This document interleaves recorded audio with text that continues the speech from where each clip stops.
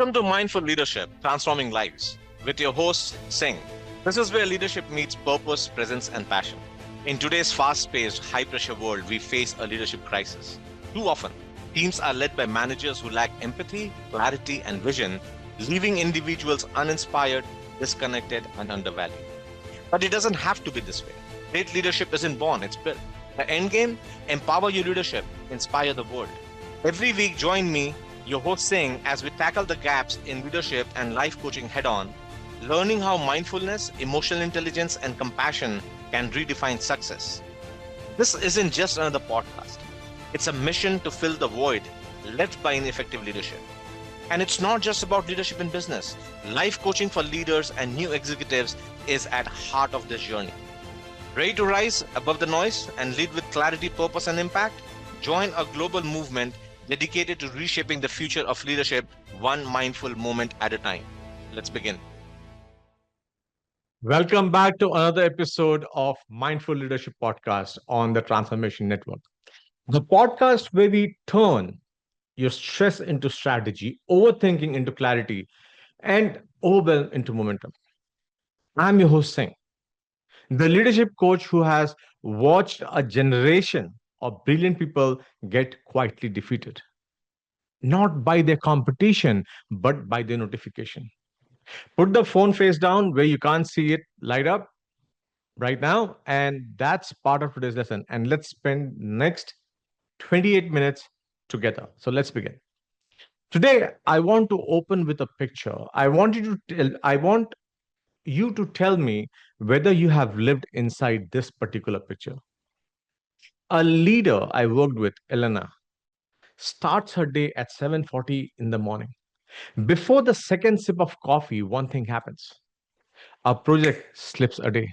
Small thing, normal thing, but there is Elena finds out through an email, then a Slack message about the same slip in two different channels, then a comment on ticket in Jira. Then someone tags her on a doc in Confluence asking if she saw the Slack. Did you see my message? One event, six notification. And Elena, being a conscious leader, responds to all six of them. She acknowledges the email, thumbs up on Slack twice. She replies on the ticket. She answers the doc. She texts back. And by 9 a.m., she has processed the same 8 words update six separate times in six separate places. And she is already tired. This is not communication, my friends. This is denial of service attack on a human nervous system. And nobody planned it. No villain designed Elena's morning. It's just what happens when you bolt 11 tools together and let every one of them have your attention on demand for free forever. Now, here is what I have come to believe after a couple of years of watching leaders drown at their desks. You don't have an information problem. You have a same information six times problem. See, 20 years ago, the scarce resource was information. Whoever could get it had the edge. Today, well, information is a fire hose bolted to your face. And the thing that's actually scarce, the thing every one of your tools is quietly strip mining is your attention. Your capacity to hold on one thing in the mind long enough to think about. And friends, that attention does not just get spent, it gets fatigued. Every duplicate ping in a tiny tax on the finite account. And by mid afternoon, the account is overdrawn. That's why you can end a day in which you did nothing hard, nothing creative, nothing that matter, and still feel like you went 10 rounds. You don't run out of time, you ran out of attention. There's a difference. Almost nobody budgets for it. And here is the cruel part. The part that makes this so hard to see. Each individual notification is very tiny, it's harmless. A single buzz costs you almost nothing, which is exactly why you never fight it. Who declares? Who declares a war on a single bus, right? But you don't get a single bus. You get 200, 300,000 a day. And the cost is not in any one of them, it is in the switching. Every time your attention is yanked from one thing to another, there is a tax to get paid. A few seconds wait where I was, and that tax paid 200 times in most of your day. See, death by negotiation, death by notification is not one dramatic blow. It is 1,000 tiny cuts you were too busy to feel. And sit on this. Sit on this. Attention. Attention is the scariest leadership asset you own. And you're giving it away one notification at a time. So last week, we opened the series, The Conscious Operator, with a framework called Human. And very first letter was to heart, a deliberate gap you put between the impulse and the tool. Well, this week, we go straight at the hardest thing in the world to heart, not a tool, the noise, or the shouting. It is the 11 apps convinced that what they have to say is most important thing you will hear today. Because here's the trap, right? When everything is shouting, the instinct is to listen harder, to scan faster, to check more often. So you don't miss anything. And that instinct, my friends, is exactly backwards. You cannot outlisten a fire hose. What you need is not more listening, it is better filtering. You need a way to find one true signal underneath all that duplicated noise.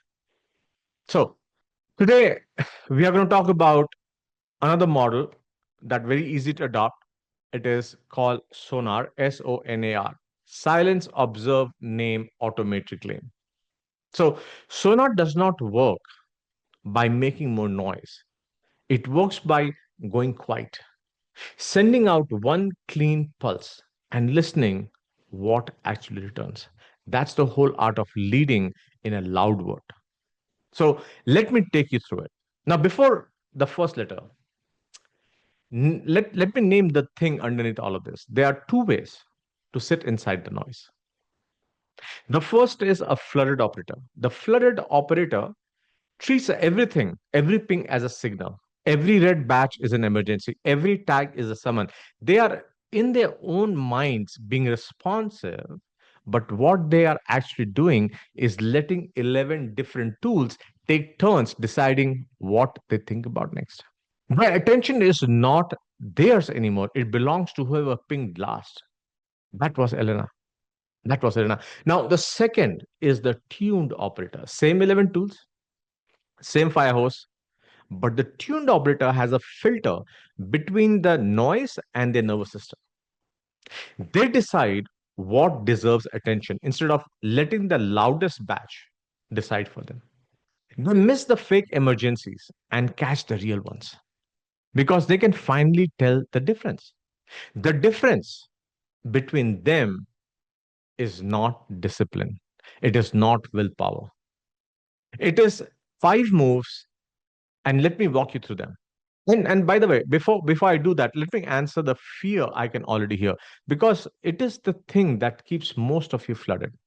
And the question is, Sing, if I turn this off, I will miss something. And worse, people will think I'm slow, unresponsive, not on the top of it. Friends, I hear, and I want to be honest about the trade because it is real. So here is the truth underneath that fear. Responsiveness has quietly become performance, a way of providing care by answering fast from everywhere at all hours. But answering fast is not same as leading well. A leader who replies to everything in 90 seconds is not more valuable than a leader who relies to write things with a whole mind. They just look busier. And over a quarter, always on leader makes worse decisions, has thinner relationship, burnt out faster, while congratulating themselves the whole way down to being so available. See, you're not choosing between responsiveness and absent. You're choosing between reactive to everything and present for what matters.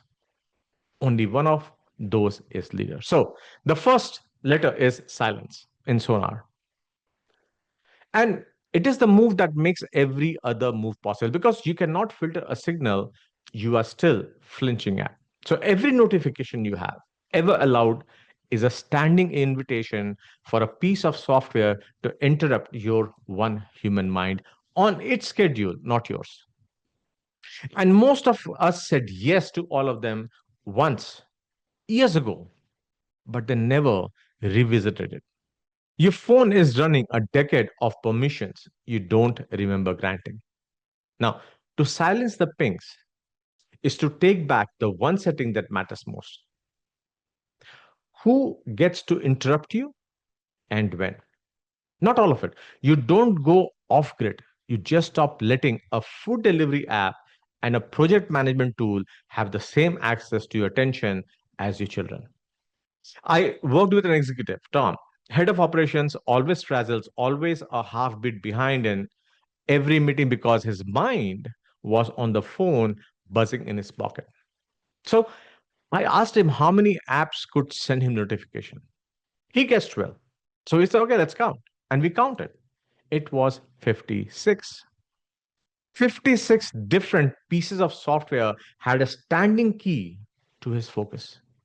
We turned off 40 of them in about 9 minutes. Next week, he told me in his own words, like somebody finally turned on a noise I did not know was on. And I want to be precise about what silence is not. Silence is not disconnection. You're not becoming a hermit.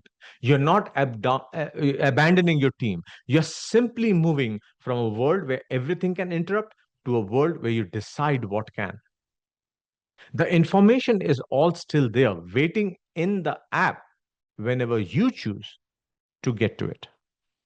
The only thing you're removing is the power of these applications to reach into your skull uninvited and reset your train of thought. That is not going dark. That is taking back to the door. The practice of S is this. Today, open your notification settings, turn off every app that is not human being who might actually need you. Not later today. You will not miss what you think you will miss. The important things have a way of finding you. The noise is the only thing that needs a siren. So silence the pings because you cannot hear the signal while 56 apps are all clearing your throats. The second letter of sonar is observe. And this is a letter that names specific villain in Elena's morning, not the volume of information, but the duplication of it. Now, here is what almost nobody notices because it happens too fast. The same message reaches you through five doors: the email, the Slack, the ticket, the dog, the text, keep going on, all carrying identical eight words. And our brain, bless it, does not go, ah, I've seen this. Your brain treats every arrival as a fresh demand. Think about it. Your brain is treating every arrival as a fresh demand. You pay the attention tax 5 times, 6 times, 7 times, depending on the apps, for one piece of news. So, to observe the overlap is to start seeing the duplication as duplication. To notice that you're busy is not five problems, it is one problem wearing five costumes. And once you can see that, you can stop responding to costumes. I'll talk about another leader, Sophia. Sweat to me that she was drowning in decisions. We did an exercise for 3 days and logged every notification and where it come from. When we sorted the log, the truth was almost funny. She was not facing hundreds of things. She was facing about 20 things, each of which had an average ping of 5 times, 20 real items, 100 notifications. She had been experiencing the echo as the event. So the practice for observing O is this. The next time you feel buried, take 1 hour, of your inbox and channels and ask a single question of each time. Is this a new thing? Or an echo of a thing is already handled? Toss out the echo. What's left? That's short, honest list in your actual day. The rest, just noise. Just noise closing an impression of work. Because a busy day is usually not five fires, it's one fire and four echoes. On to the next letter of sonar N. Name the signal. This is the letter that turns filtering from a vague intention to actual decision. It is not enough to silence the noise and spot the echoes. At some point, you have to say, you have to say it out loud and in advance what a real signal is for you. Because if you don't define the signal, the loudest thing automatically becomes a signal. And loud and important are almost never the same thing. The genuinely urgent really shouts. It's trivial that arrives in all caps. So, to name the signal is to draw ahead of time the short list of things that actually deserve to reach you in the moment as it is happening, and to route everything else to a place you visit on your schedule, not application schedule. So, I give leaders a simple version of this, the three channel rule. Pick three channels through which a real now level signal is allowed to reach you live. Everything else becomes something you check at times, the mail in a mailbox, not a stranger banging on the door. So I worked with Raj. He ran his whole life on the assumption that everything is urgent. So everything got live access. Now, when we named his actual signals, the list was almost embarrassingly short. A direct message from three specific people, one system down alert, and his family. That was it. Everything else, every dashboard, every FYI, every thoughts could wait for a scheduled window. So his anxiety, he told me, dropped by half a week, just in a week. Not because there was less to do, because he finally knew what he was actually listening for. And notice what Raj discovered, because it is the thing nobody expects. When you name your real signals and route everything else into a scheduled window, you don't become less informed. You become more informed because now you actually read the FYIs when you open them. Instead of swiping, then away between the meetings, right? Scheduled attention is deep attention, but driven attention is very shallow every single time. You are never really absorbing the fire hose anyway. You are just getting wet. So the practice for N is write the three channels, and only three, through which something is allowed to interrupt you in real time. Everything else goes in a box you open on purpose. If you can't get to three, I promise you, you haven't named your signal yet. You have just been calling everything urgent, so don't have to choose. You're refusing to choose. Because if you don't decide what deserves your attention, the loudest notification will decide that for you, my brother. Now we get to the next letter A, that is automate the aggregation. And this is where machine finally earns its key, because this is one part of the whole problem. AI is genuinely spectacularly very, very, very good at this. So remember last week, the conscious operator gives the machine's work. Well, this is the machine's work.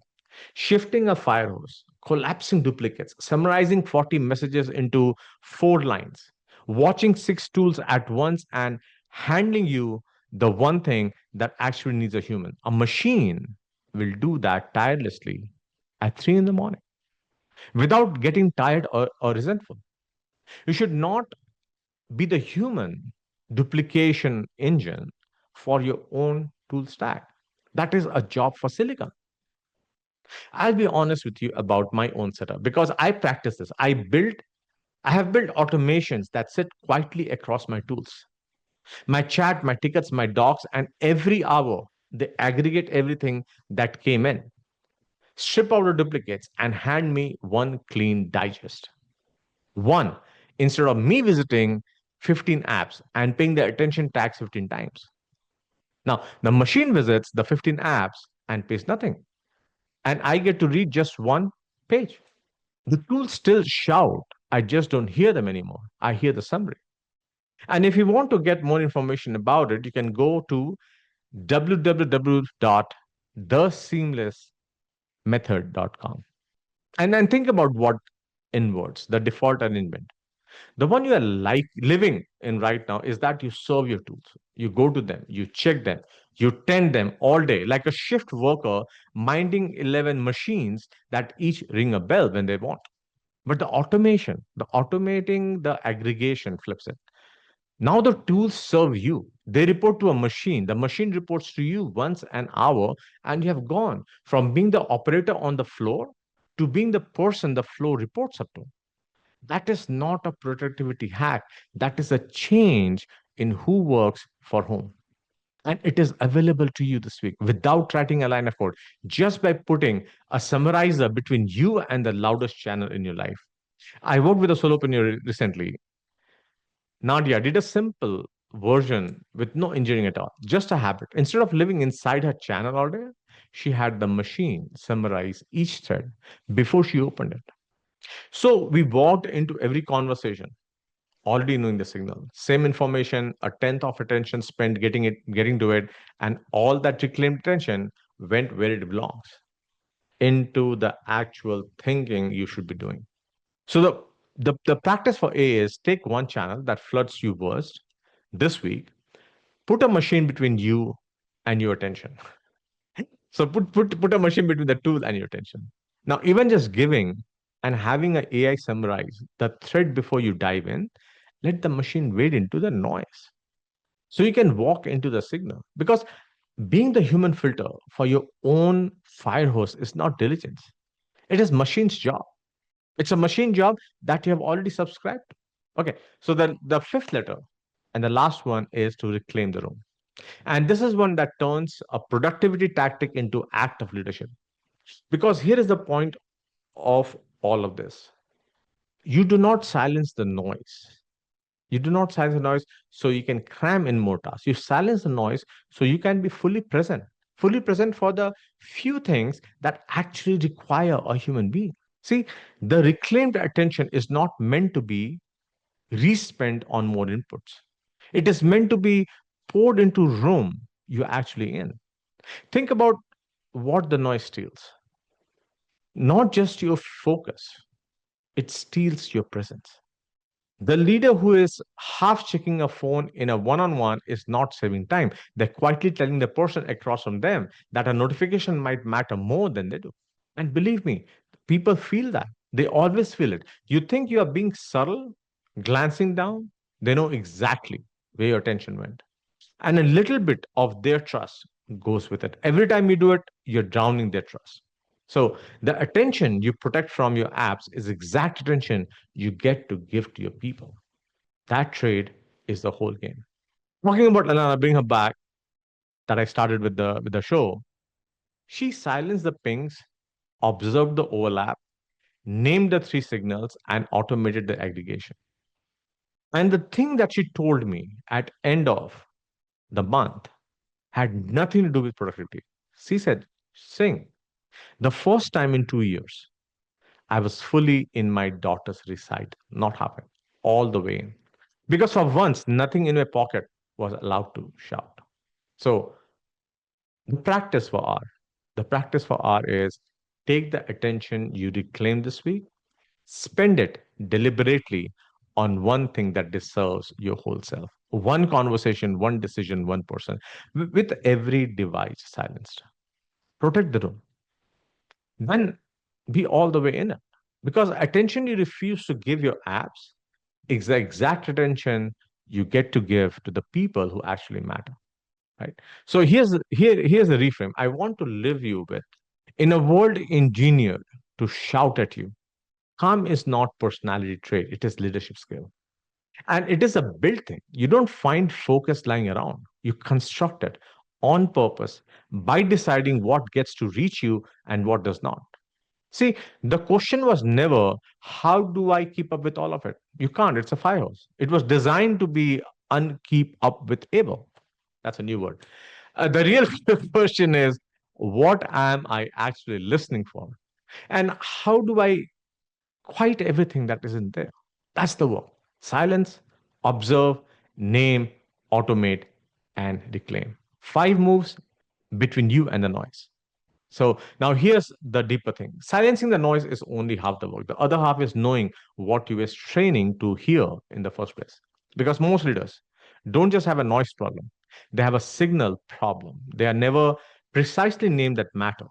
Most of them. So everything sounds equally loud. That's why I want you to take the purpose factor assessment. It is a free 25-minute science backed diagnostics that reveals what truly drives you, what consistently drains you, and blind spots your team feels, but you don't see. Once you have, once you know your own signal, that kind of precision, the noise gets easy to cut because you finally know exactly what you're listening for. Thank you for spending this quiet with me. Keep breathing, keep protecting your attention, and like it's the leadership asset is it is actually in. I'm Singh, and you're watching Mindful Leadership Transforming Lives on the Transformation Network. I'll see you in the next episode. Thank you for watching Mindful Leadership Transforming Lives. With me, your host, Singh.